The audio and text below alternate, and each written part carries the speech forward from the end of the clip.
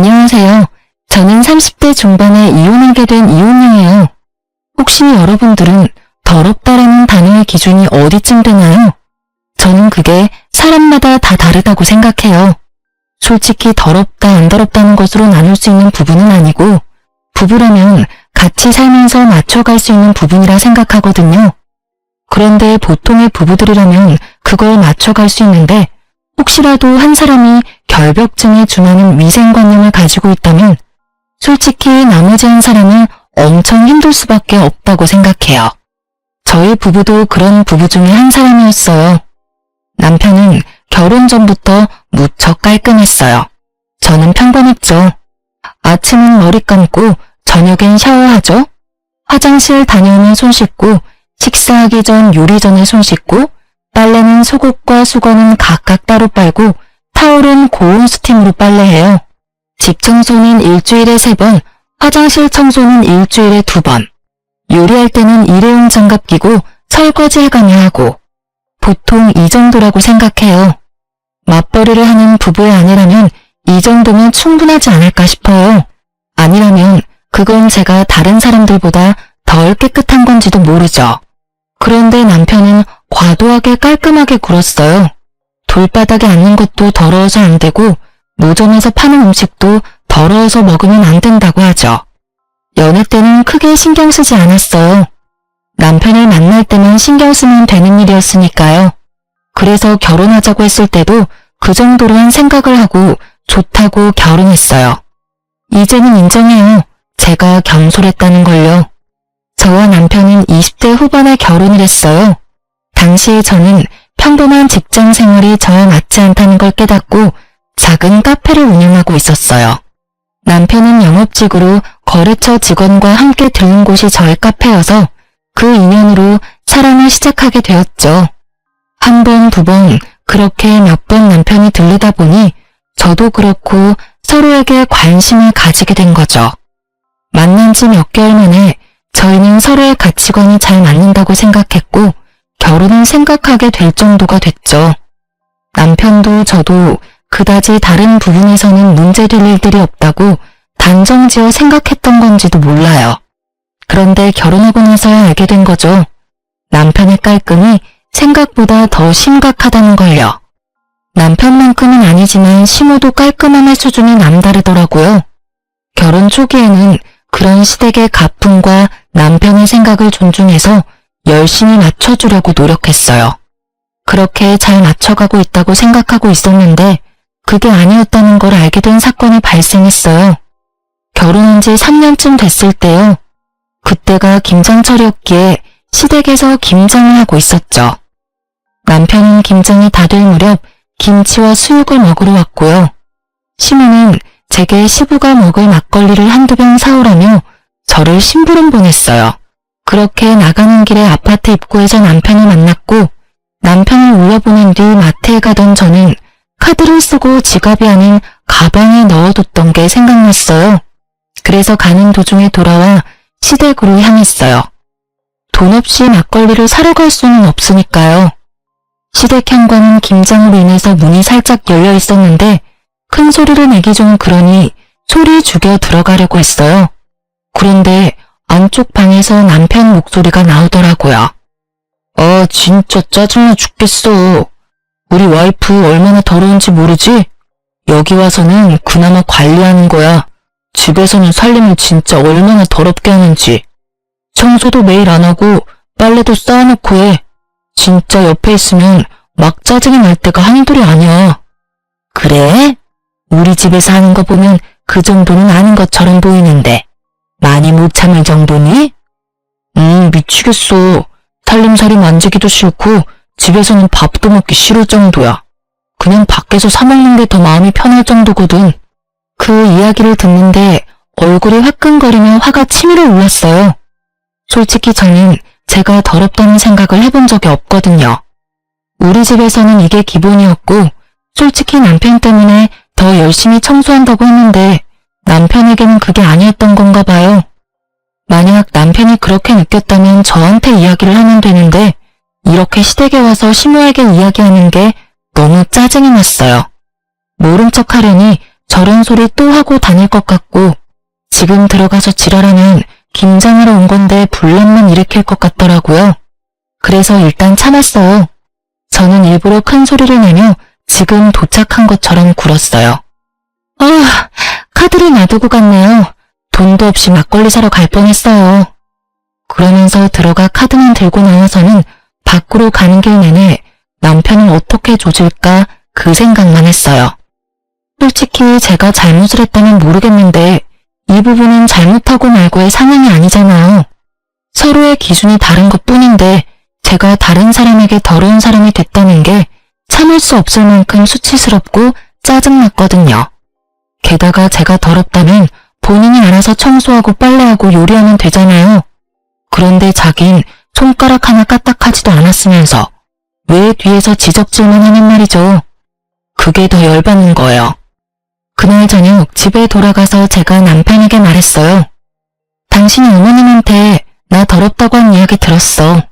솔직히 나는 내가 더럽다기보다 자기가 너무 깔끔한 것 같거든? 그러니까 방 따로 나눠 쓰자. 그리고 이제 앞으로 각자 알아서 살림해. 그래야 당신 눈에 거슬리지 않을 거 아니야. 당신은 당신 방만 신경 쓰고 나는 내 방만 신경 쓰고 그럼 됐지? 남편이 당황한 표정으로 저를 보며 변명하더라고요. 그 말 들었어? 아니, 나는 그런 의도로 이야기한 건 아니고 조금 거슬린다는 생각으로 한 이야기인데. 그러니까 당신이 3년 동안 얼마나 힘들었을지 내가 잘 알겠어. 그러니까 따로 하자고. 그래야 당신 마음에 들고 나도 덜 피곤한 거 아냐. 저의 강경한 말에 남편은 어쩔 수 없이 고개를 끄덕였어요. 그럴 수밖에 없죠. 저는 한 점도 물러설 생각이 없었거든요. 이번에 이 상황을 풀지 못하면 앞으로도 계속 그런 불평불만을 듣고 살아야 할 테니까요. 그리고 손 하나 움직이지 않는 남편에게 제가 얼마나 힘들게 살림을 하고 있는지도 보여줄 생각이었죠. 그날부터 저는 모든 걸 혼자 했어요. 요리, 빨래, 청소 전부 제 것만 했어요. 절대로 남편 몫은 따로 하지 않았죠. 그렇게 일주일 정도 지나니 남편이 말하더라고요. 설마 방만 따로 쓰는 게 아니고 살림도 따로 해야 하는 거야? 당연하지. 솔직히 내가 여태까지 생각이 짧았어. 당신이 그렇게 생각한다고 한마디만 나한테 해줬어도 내가 미리 이렇게 살림을 나눴을 건데. 아, 그 음식 먹지 마. 내가 한 거야. 더러워서 어차피 먹지도 못할 거 뭐하러 억지로 먹으려고 해? 그러지 말고 사서 먹거나 밖에서 먹고 와. 시간 되면 당신이 만들어 먹던지. 저는 최대한 담담하게 이야기했어요. 이야기하면서도 화가 났지만 참았죠. 화를 내면 아무것도 바뀌지 않을 거라고 생각했거든요. 제 말에 남편은 잠시 음식을 바라보더니 지갑을 챙겨 밖으로 나가더군요. 그렇게 저와 남편의 각자 생활이 시작됐어요. 그러다 남편이 못 참겠는지 2주 정도 지나니 저한테 말하더군요. 여보, 당신이 화가 많이 난 건 알겠어. 그치만 빨래도 안 해주면 내가 일을 어떻게 해? 그 부분은 당신이 알아서 해줘야 하지 않을까? 해주고 싶긴 한데 내가 해줘도 당신이 그걸 더럽다고 생각하면 내가 하는 것보다는 당신이 하는 게 더 낫지 않을까? 그리고 굳이 왜 내가 해줘야 하는데? 당신도 집에 돌아오면 빨래 돌릴 시간 정도는 있잖아. 어차피 둘 다 바쁜데 알아서 하자. 나도 요즘엔 바쁘거든. 그치만 그게 마누라가 해야 할 일인데 그럼 밥이라도 좀 해줘. 사 먹으니까 너무 돈이 많이 들어. 밥은 더더욱 안 되지. 내가 해준 밥 맛있게 못 먹지? 그냥 당신이 해서 먹어. 당신 손으로 해먹어야 확실하고 깨끗하게 느낄 거 아냐. 괜히 남이 해주는 밥에 이렇다 저렇다 말할 필요 없이 그냥 자기 식사는 자기가 알아서 해먹자. 남편은 자기가 무슨 말을 하든 제가 더러우니까 안 된다는 말만 듣게 됐죠. 그리고 그날 저녁 남편은 반찬을 바리바리 싸들고 집에 돌아왔어요. 시모가 만든 반찬이었죠. 남편은 제가 해주지 않을 걸 알고 시모 반찬을 가져왔어요. 식사만이라도 제대로 하고 싶었나 보더라고요. 그렇게 한 달쯤 지났을까요?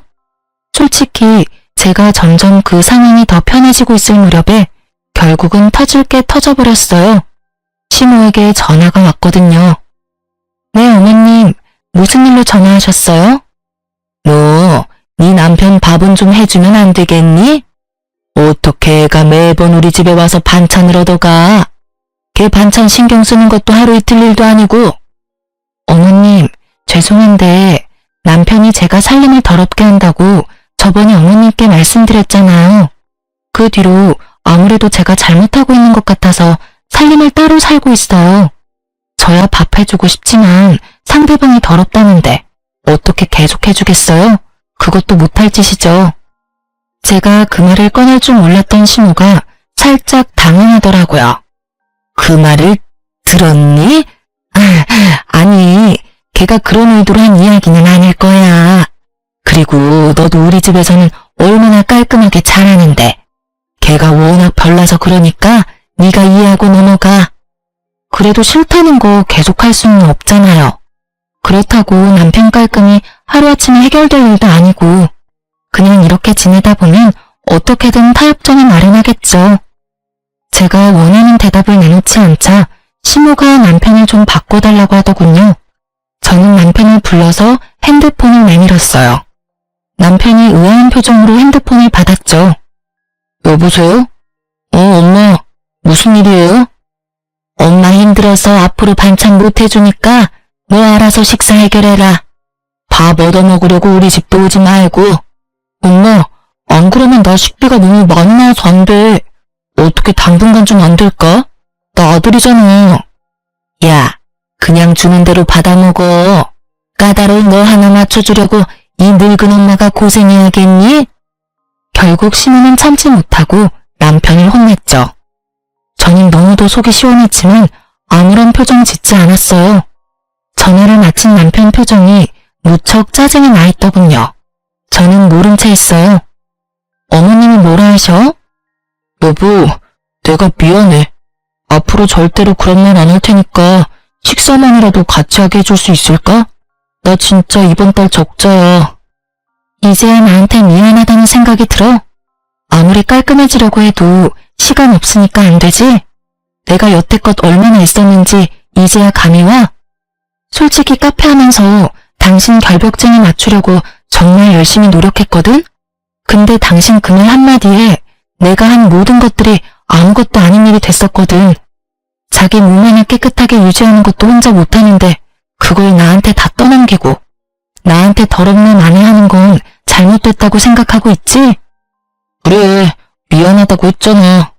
솔직히 이렇게 시간이 없을 줄은 몰랐어. 그 시간 쪼개서 일하고 살림하는 게 이렇게 힘든 줄도 몰랐고. 진짜 미안해 여보. 앞으로는 자기 하는 일에 절대로 토달지 않을게. 그리고 나도 많이 도와줄게. 반성했으면 됐어. 앞으로는 서로 본인이 할 수 있는 걸 남한테 미루지 말고 자기가 원하는 걸 요구하지 말고 스스로 할 수 있도록 약속하자. 우리가 앞으로 같이 살 날이 더 많이 남았는데 벌써부터 이런 일로 문제 생기면 안 되잖아. 그리고 나한테 말하고 싶은 건 나한테 직접 말하도록 해.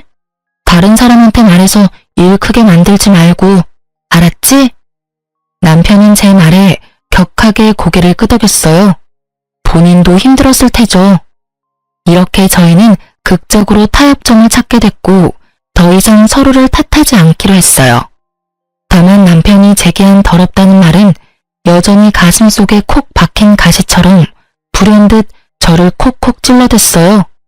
그렇게 한 번의 태풍이 지나가고 잠잠해졌다고 생각할 때쯤 이보다 더 큰일이 일어났어요. 그래요. 이번에는 참을 수 없는 일이었죠. 평소에 저는 대중교통을 이용해요. 어린 시절에 교통사고를 당한 적이 있어서 차를 사용하는 게 영 꺼림칙한데 그날은 피치 못할 사정으로 차를 써야 해서 남편 차를 잠깐 빌렸거든요.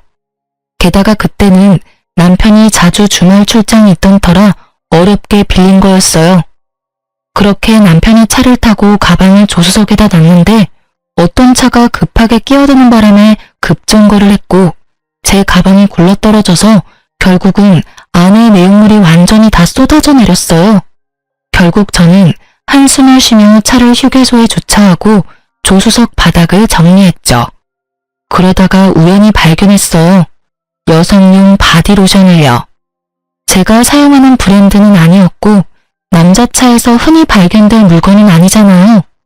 그냥 립밤이나 핸드크림 같은 거였으면 직장 동료나 고객을 태웠다고 생각할 수도 있었을 테지만 바디로션이에요. 1박을 할 거라는 생각이 없으면 보통 챙기지 않는 물건이죠. 저는 순간 머리에 찬물을 뒤집어 쓴 것 같은 기분이 들었어요. 그렇지만 이걸 들고 남편을 추궁할 수도 없었죠. 확실하지 않잖아요. 그래서 일단 증거를 잡을 때까지 모른 척하기로 했어요. 그런데 차를 몰고 집에 오는 내내 온갖 생각이 다 들더라고요. 설마 아니겠지.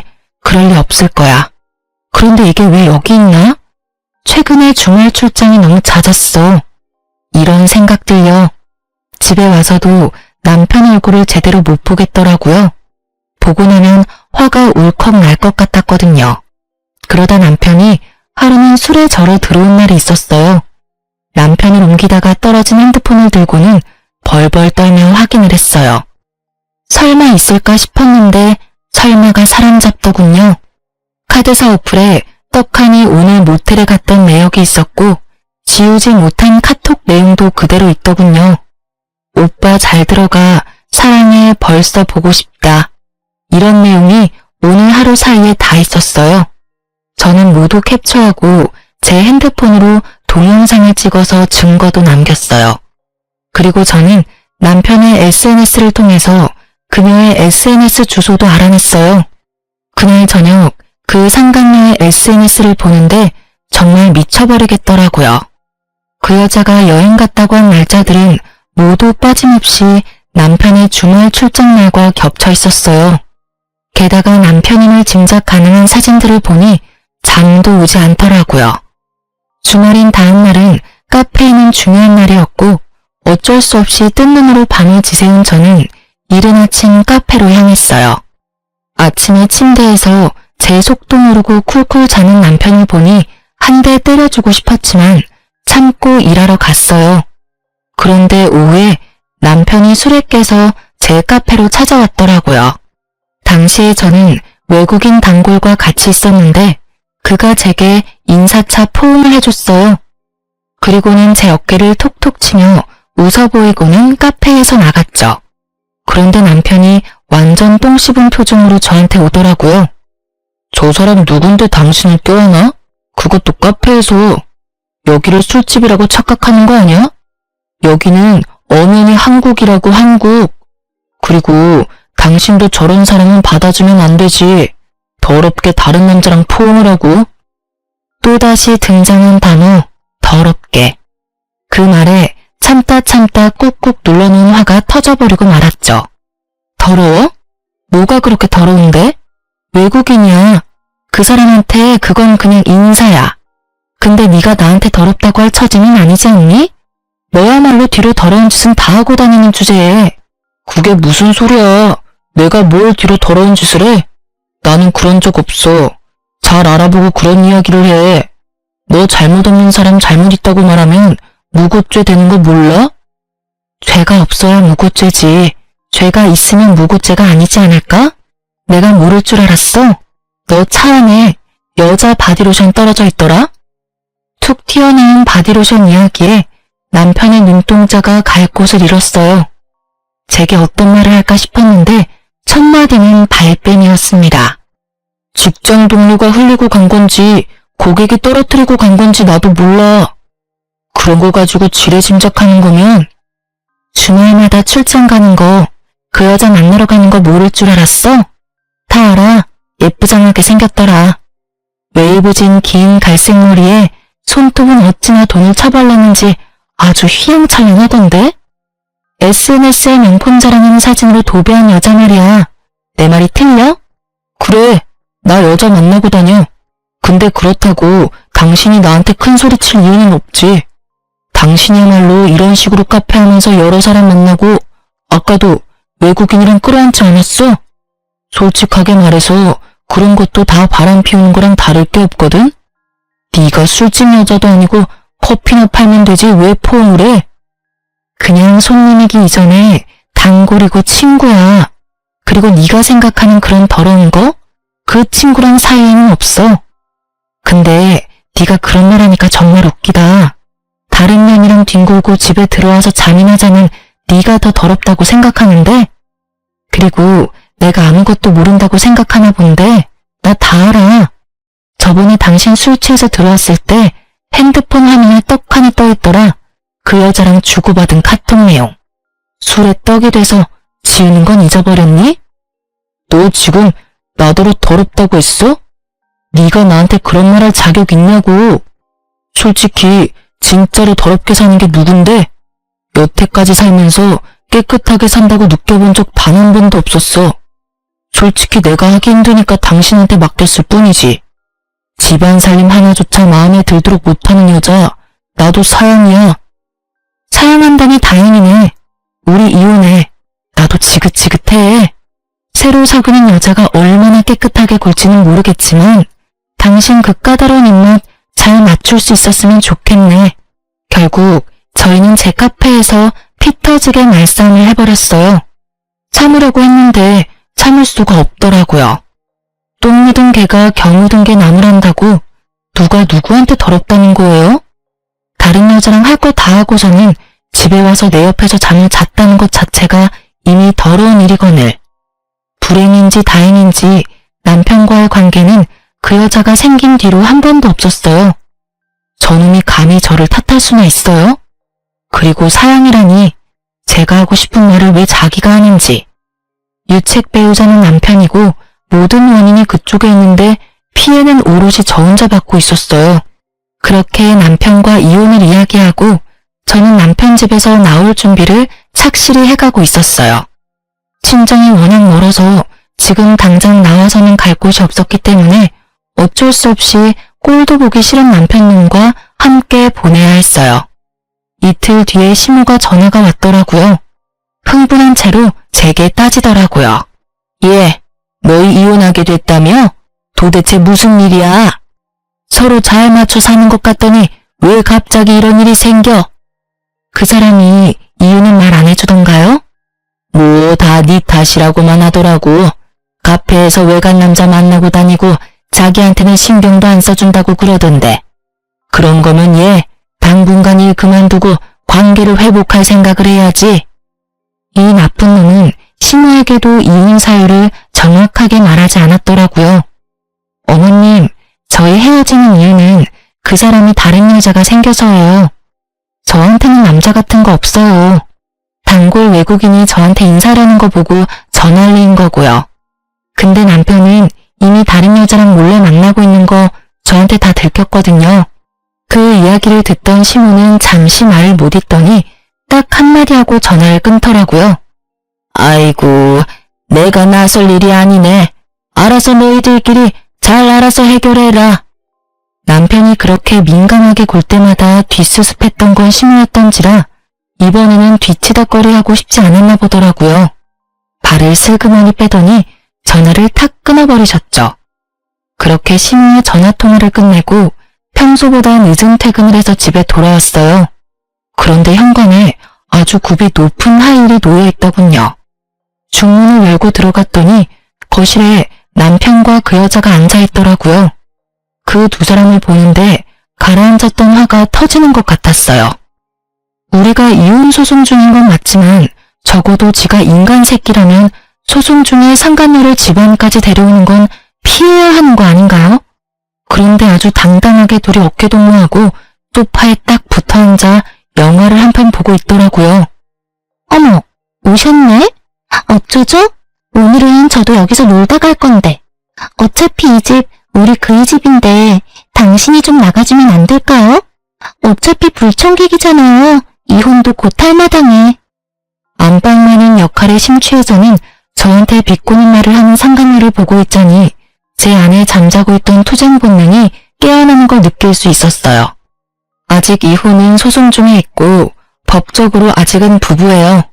서로 신뢰나 애정이 깨졌다고는 해도 법적 부부 사이니 한 집에 살아야 하죠. 그리고 그 어디에도 소송 중에 상간녀를 집에 데려올 수 있다는 법 같은 건 없어요. 그이 집?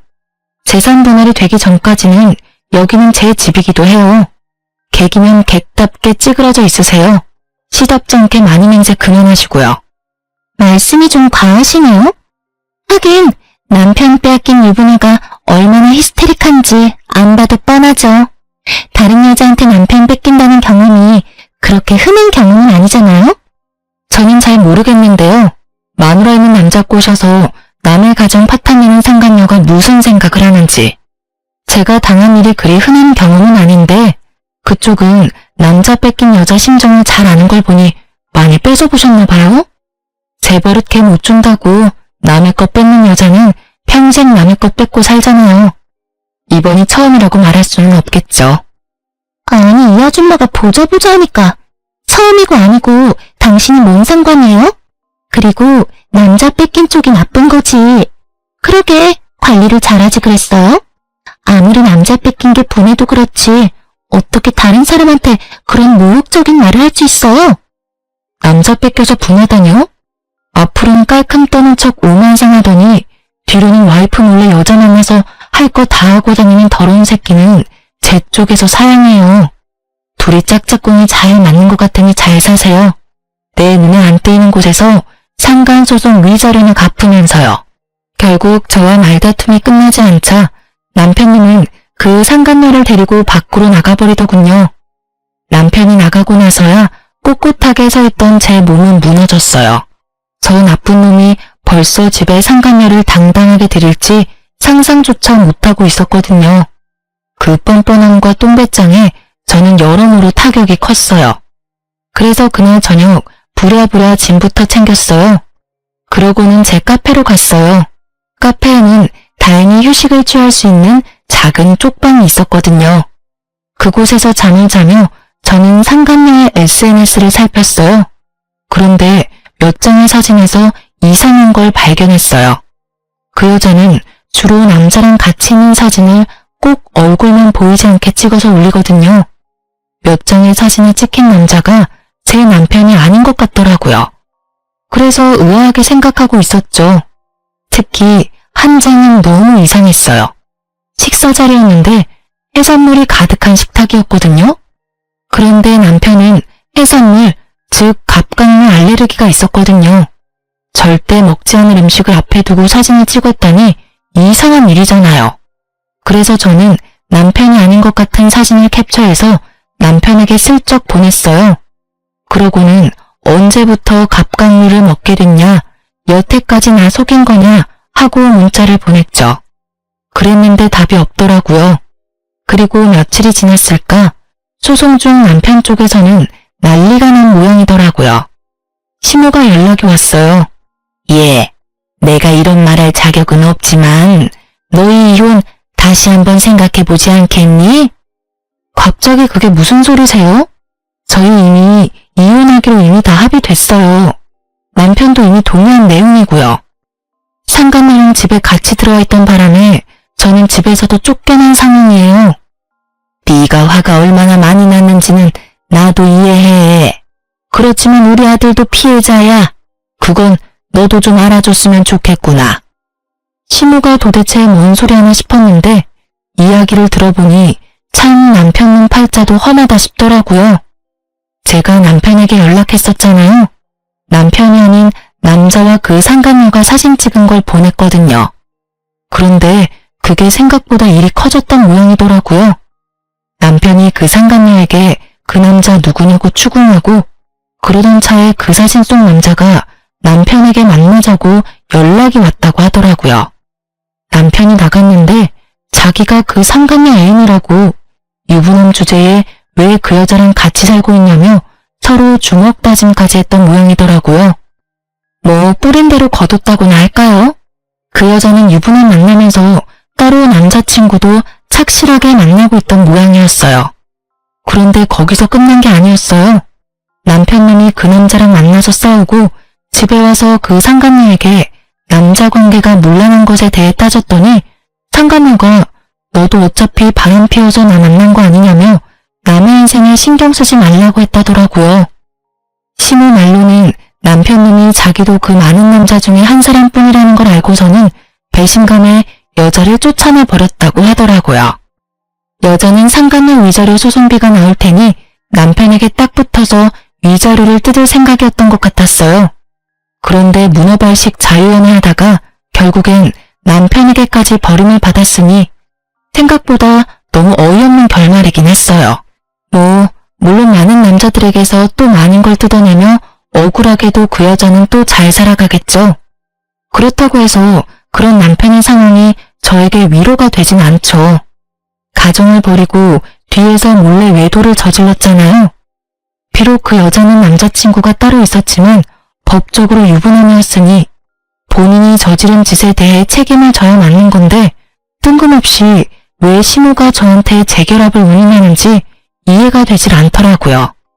어머님, 그 사람이 지금 그렇게 힘든 일을 겪었다고 해서 그 사람이 저한테 한 말들과 행동까지 없던 일이 되는 건 아니잖아요. 저는 여전히 그 사람이 나더러 더럽다고 한 말을 잊지를 못해요. 더러운 여자랑 살 수 있는 사람은 아니니까요. 그래도 우리 아들 저렇게 미친년한테 당하고 이렇게 처량하게 혼자 살면서 위자료 갚아내야 한다고 생각하니 마음이 너무 안 좋아. 아들 한 번만 용서해줘라. 응? 여태까지의 정이 있는데. 죄송해요. 저는 이제 아무 감정 없어요. 이혼 소송도 이제 마무리 다 되어가고 솔직히 남편한테 정이 다 떨어져 버렸거든요. 그러니까 그 부분은 남편이 해결할 수밖에 없을 것 같아요. 그리고 무엇보다 그런 이야기를 어머님이 전화해서 하시는 게 더 이상한 일이잖아요. 본인이 힘들면 연락은 오겠죠. 받아들일 생각은 없지만. 결국 시모는 자기가 원하던 것은 얻지 못하고 전화를 끊을 수밖에 없었죠. 그런데 시모의 이야기를 들으며 어찌나 속이 시원한지. 5년 넘게 이어온 결혼 생활의 마침표를 찍는 건 생각보다 간단한 일이더라고요. 저희 사이에는 애도 없었으니 친권이나 양육권 생각할 것도 없었고 재산 분할이나 이런 것도 크게 제 생각과 다르지 않을 정도로는 받았어요. 그렇게 정식으로 이혼이 돼서 남남이 된 그 이튿날 전 남편에게 연락이 왔어요. 연락을 받지 않으려고 했는데 전 남편이 문자며 카톡을 엄청나게 남겼더라고요. 오후 3시쯤 저희 가게로 오겠다고요. 무슨 할 말 있는 건지는 모르겠지만 오후 3시에는 보는 눈이 많을 것 같아서 카페 닫는 시간에 맞춰서 불렀어요. 이혼 소송하며 거의 4개월을 따로 살아서 그런지 오랜만에 보는 전 남편의 얼굴은 뭔가 짠하면서도 보는 순간 짜증이 나더라고요. 다 해결이 됐는데도 짜증이 나는 걸 보니 제가 이 사람에게 받은 상처가 꽤 크구나 싶었죠. 무슨 일로 부른 거야? 저기요. 누가 자기야? 우리 이혼했어. 호칭 정리 제대로 해줄래? 너무 그렇게 매정하게 말하지 마. 나 당신한테 할 이야기 있어. 어머니가 당신한테 연락해서 말했는데 우리 이혼 없던 걸로 하고 다시 만날 수 없을까? 나 정말로 후회하고 있고 반성하고 있어. 나는 당신이 아니면 안 될 것 같아. 뜬금없는 소리에 저는 헛웃음만 나왔어요. 이혼 서류에 잉크가 마르기도 전에 이혼을 번복하자는 유책 배우자를 보고 있으려니 이건 몰래카메라가 아닌가 하는 생각까지 들었죠. 왜? 나한테 재산 나눠주기 싫어? 법원에서 이미 다 확인해서 나온 건데도 싫니? 아니면 위자료 주기 싫어? 그것도 아니면 상간녀 위자료까지 네가 내야 해서 돈이 2배라 더 싫은 거야? 아니야, 그런 거 절대 아니야. 나 진짜로 반성하고 있고 그 여자는 이미 헤어졌어. 집에서 내쫓았다니까. 진짜로 제대로 반성하고 있다고. 물론 이혼하기 전에 헤어졌다면 이렇게 힘들지는 않았겠지만. 저는 시모에게 사정을 대충 들어서 상간녀의 양다리 때문에 헤어졌다고 생각하고 있었어요. 그래서 한껏 비꼬아주기로 했어요. 상간녀랑 왜 헤어져? 상간녀랑 그렇게 사랑해서 나랑 이혼하고 그 여자 만나려고 한 거 아니었니? 그때 바람 피운 거 알았을 때 당신 나한테 미안하다 한마디도 안 했어. 발뺌하다가 확실해지니까 어쩌라고 하는 식으로 나왔지. 나랑 헤어지고 그 여자랑 만나면 된다는 식으로 말이야. 근데 애지중지하던 여자를 왜 내쫓아? 그냥 살아. 이제 눈치 볼 일도 없잖아. 나도 몰랐지. 그 여자가 그런 여자인지. 같이 살았던 몇 주간 정말 지옥같이 보냈어. 위생관념도 너무 없고 엄청 더럽더라고. 분명히 나랑 만날 때는 그렇지 않았는데 같이 살고 보니까 나랑 안 맞는 부분이 너무 많아서 여태껏 나랑 만났을 때 보여준 건 다 연기였나 봐. 나도 그 여자한테 속아서 당신하고 이혼하고 낚인 거였다고. 이런 내 사정도 좀 이해해줘. 그래? 너 만날 때는 엄청 깔끔 떨었나 보네. 그래도 사랑하잖아. 더러운 건 좀 참아. 나랑 살 때도 더러워서 힘들었는데 내가 봤을 때 당신은 그 어떤 여자랑 살아도 더러워서 못 견딜 거야. 그럼 그냥 혼자 사는 게 낫지.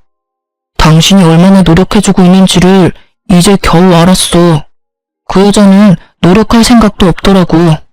사실 당신한테 그 사진 전송받고 그 여자한테 남자들에 대해서 추궁하니까 결혼하면 다 정리하겠다고 했거든. 근데 내가 한마디 하면 내 앞에서 다른 남자한테 연락하고 집 나가서는 하루 내내 연락도 안 되고. 내가 잠깐 뭐에 씌었나 봐. 그런 게 아니고서야 그런 여자한테 왜... 그래서 내가 그만큼 노력한 게 이제야 눈에 보인다고? 이혼을 다 하고 나서 서류까지 정리가 다 됐는데? 너도 참 대단하다. 나 같으면 부끄러워서 찾아오지도 못했을 거야. 근데 넌 깔끔 떠는 만큼 뻔뻔해서 그런지 이혼한 전처 얼굴 보는 게 전혀 불편하지 않은가 봐? 웃지 마. 나 진짜로 너무 힘들어. 그리고 몸도 힘들어. 아니, 정신적으로 너무 힘들어. 그리고 그 여자 때문에 지금 성병 걸렸어. 그 여자가 나한테 옮겼다고. 나야말로 진짜 미치겠어. 그 이야기 듣는데 제 귀를 의심했죠. 저는 그 순간 남편보다 제가 더 걱정됐어요. 혹시라도 그 여자 때문에 저한테도 문제가 생길 수가 있잖아요. 다행히 서로 사이가 나빴을 때라 저한테까지 그 병이 옮지는 않았더라고요. 야, 넌 어떻게 그런 여자를 만나? 그 여자 남자도 많았다면서. 그러면 알아서 걸렀어야지. 넌 지금 네 몸은 물론이고 나한테까지 병균 옮길 뻔했어. 알아? 그러니까 하는 말이잖아. 나 정말로 너무 힘들어. 왜 내가 이런 병 때문에 병원을 다녀야 해? 병원 갈 때마다 쪽팔리고 완전 더러운 새끼 된 것 같아서 기분 더러워. 그렇게 더러운 걸 싫어하는 전 남편은 자신이 가장 혐오하는 병에 걸렸고 그걸 견디기 힘들어하더라고요. 아니 누가 그런 짓을 하래요? 네가 스스로 네 몸을 힘들게 한 걸 왜 나한테 와서 하소연이야? 그리고 너 병 걸려놓고는 나한테 와서 재결합 운운하는 건 더 미친 짓이라는 생각 안 들어? 미안하다고. 그러니까 사람 한 번만 좀 살려줘. 나 이러다가 진짜 스트레스 때문에 죽어버릴지도 몰라. 지금도 스트레스로 탈모도 오고 있고 식사도 제대로 못하고 있다고. 당신이 옆에 있으면 나 진짜로 편해질 것 같아. 응? 제발 사람 하나 살려주는 셈 치고. 남편은 제 소매를 꽉 잡고 놓아주지 않았어요. 저는 그런 남편을 보며 혀를 찼어요. 그리고는 단호하게 남편 손을 쳐내버렸어요. 야, 이 더러운 새끼야. 바람 피우기 전에 그런 걱정을 먼저 하지 그랬어. 어디서 감히 나한테 다시 만나자는 미친 소리를 짓거려? 한 번만 말할 거니까 잘 들어. 나는 너처럼 아랫돌이 잘못 눌려서 병이나 걸리는 더러운 남자랑 살기 싫으니까 2번 다시 찾아오지 마. 혹시라도 병 나았다고 또 찾아오지도 말고. 난 당신 병이 싫은 게 아니고 당신이 한 행동이 싫은 거거든. 그렇게 매몰차게 이야기하고 저는 남편에게서 떠나왔어요. 이렇게 허무하게 헤어질 사이였으면서 저한테 미안하다 한마디 없이 둘이 함께 살림 차리겠다고 여자를 데려와 떵떵거렸다니. 게다가 그렇게 깔끔 떨며 사람을 힘들게 만들었으면서 본인은 불륜 한 번에 자기가 제일 혐오하는 성병까지 옮아서 끙끙거리고 힘들어하고 있으니까요. 자기 인생 제 손으로 지옥으로 만든 사람하고 영 끊고 사는 게 속 편해요. 그런 사람은 다른 사람마저 지옥으로 끌어들일 사람이니. 게다가 정말로 반성했다면 저한테 돌아오라고 말하면 안 되죠. 반성을 안 했으니까 돌아오라고 같이 살자고 징징대는 거라고 생각해요. 이런 놈은 애초에 걸러야 하는데. 짧지 않은 세월 동안 이런 남자도 남편이라고 데리고 산 제가 참으로 대단하다는 생각을 잠깐 했네요.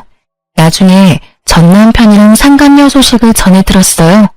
전 남편이 자기가 그 상간녀 때문에 모든 걸 잃고 화가 난 나머지 상간녀를 사귀는 남자들, 특히 자기랑 주먹 다짐한 남자를 찾아가서 상간녀 때문에 더러운 병에 걸렸다며 이악 물고 말해줬대요. 결국 그 상간녀와 사귀던 남자들도 상간녀에게 따지고 한바탕 난리친 뒤에 그녀에게서 다들 떠났다고 해요. 그런데 그 상간녀도 참 대단한 게 그 남자들 다 떠나갔는데도 여전히 호구가 되어줄 남자를 찾아서 열심히 연애활동 중이더라고요. 그래도 SNS 들어가 보니 예전만큼 풍족하게 살고 있지는 못하더라고요. 그 여자 인생도 자기가 열심히 그렇게 만든 거겠죠. 본인 손으로 무덤 팠잖아요. 싱글인 남자만 만나고 다녔어도 그럴 일 없었을 텐데. 유부남을 만나고 다녔으니 그 여자 이야기 듣고 나니 더 이상 그 여자에 대해 궁금하지 않았어요. 못 살고 있는 거 확인하니 마음이 편해졌거든요. 이혼했을 때는 제 인생이 힘들어질 수 있다고 정말로 그렇게 생각했어요. 이혼녀 타이틀을 달고 있으면 누군가에게 비난받을 수도 있다는 생각도 했죠. 이혼했다는 소식을 들으면 사람들은 누가 잘못했나부터 생각하잖아요.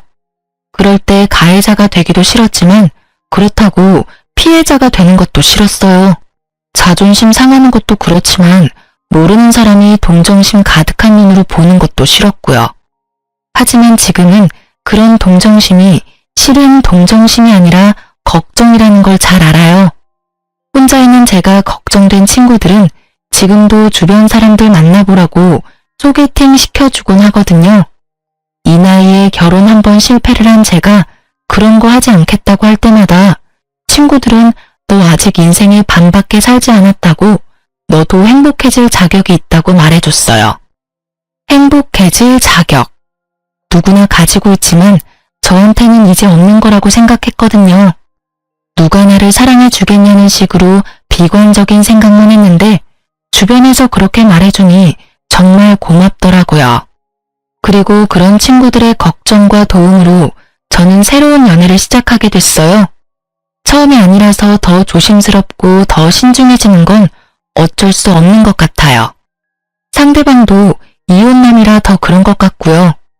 첫 연애 때는 많은 걸 숨기고 잘 보이고 싶은 마음에 좋은 면만 보여줬는데 이번에는 그러지 않아요. 있는 그대로를 보여주고 상대방과 내가 서로의 본 모습을 어느 정도까지 받아들일 수 있는지를 보게 됐어요. 여전히 무섭지만 새로운 도전을 두려워하지는 않기로 했어요. 글을 쓰면서 그때 생각으로 힘들 줄 알았는데 생각보다 속이 시원하고 재미있었어요. 그 사람이 만약 그 상간녀랑 잘 살고 있었다면, 또는 제가 이렇게 소소하게 행복한 시간을 갖지 않았다면 아마 그렇게 생각하지 않았을 테죠. 시간이 지나기도 했고 저도 새로운 삶을 찾아가고 있으니 이 사연글을 계기로 이제 옛날 일은 다 훌훌 털어버릴 거예요. 글 읽고 계시는 분들도 마음에 찝찝하게 남아있는 게 있다면 훌훌 털어버리고 마음 편안한 하루가 되셨으면 좋겠네요.